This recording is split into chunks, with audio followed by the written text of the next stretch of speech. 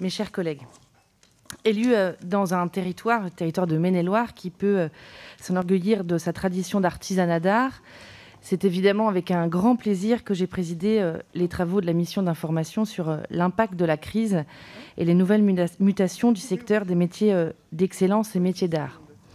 Un grand honneur, d'autant que mon prédécesseur, à l'époque, présidait le groupe d'études métiers d'art, qui est d'ailleurs une proposition reprise par les rapporteurs, parce que malheureusement, ce groupe a disparu sous l'actuelle législature, et c'est vrai qu'on ne peut que le regretter. Durant 3 mois, nous avons, avec nos collègues, auditionné en bonne intelligence de nombreux professionnels des métiers d'art et d'excellence et effectué un certain nombre de visites de terrain ensemble et chacun dans nos territoires.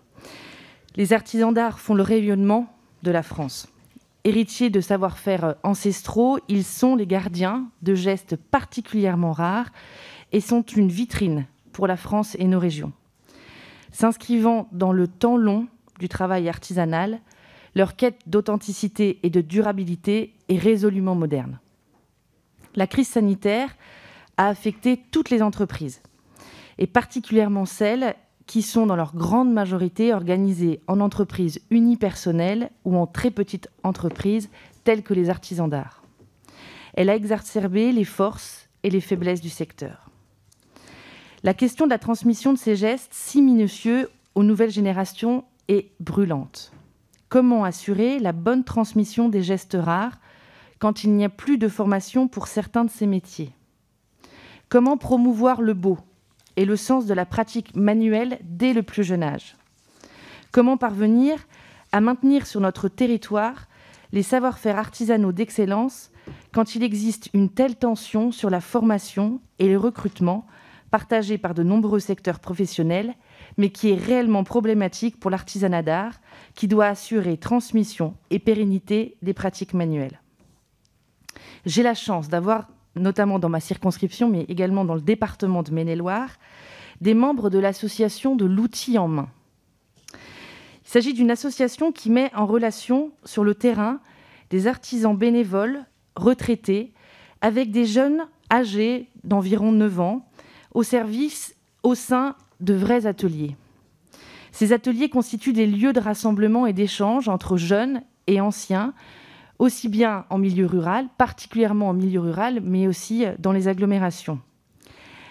Je voulais saluer leur action parce qu'ils participent à la revalorisation de tous les métiers manuels artisanaux, et notamment des 16 spécialités de métiers d'art. Ce sont des initiatives telles que celle-ci qui sont prises au plus près du terrain, qui permettent de garantir la transmission intergénérationnelle des gestes rares.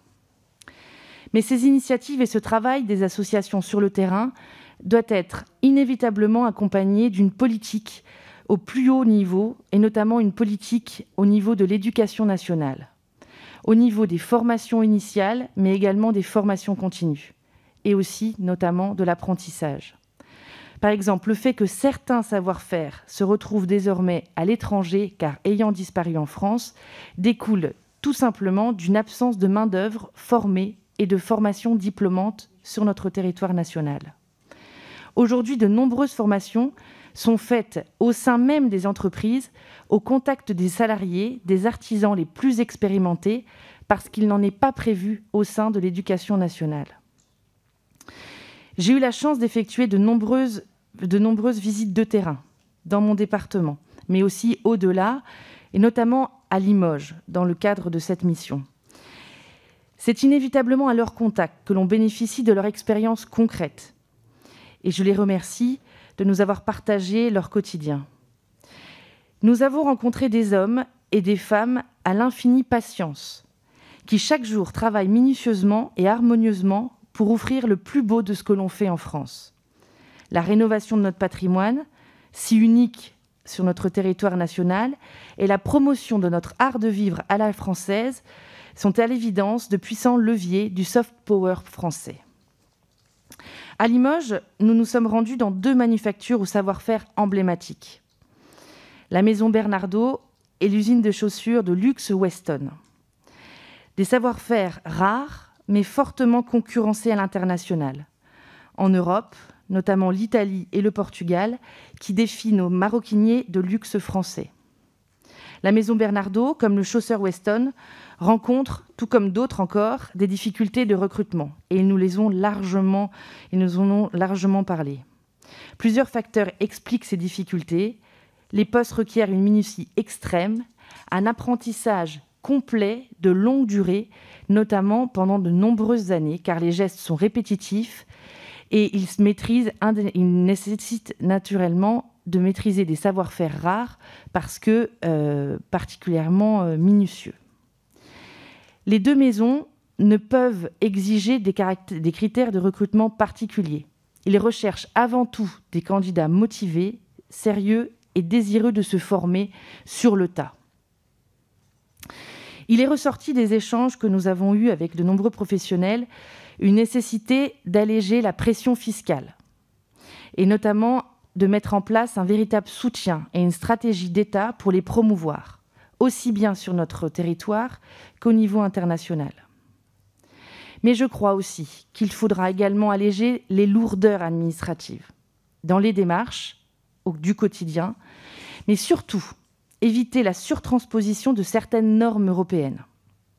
Et lorsque nous étions chez Bernardaud, j'ai pu entendre les difficultés qu'ils avaient de surtransposition et de rapport qu'ils avaient avec l'administration, sujet dont j'ai fait part au ministre Jean-Baptiste Lemoyne, et je regrette quand même qu'il n'ait pas apporté une réponse à la hauteur des attentes de ces entrepreneurs français.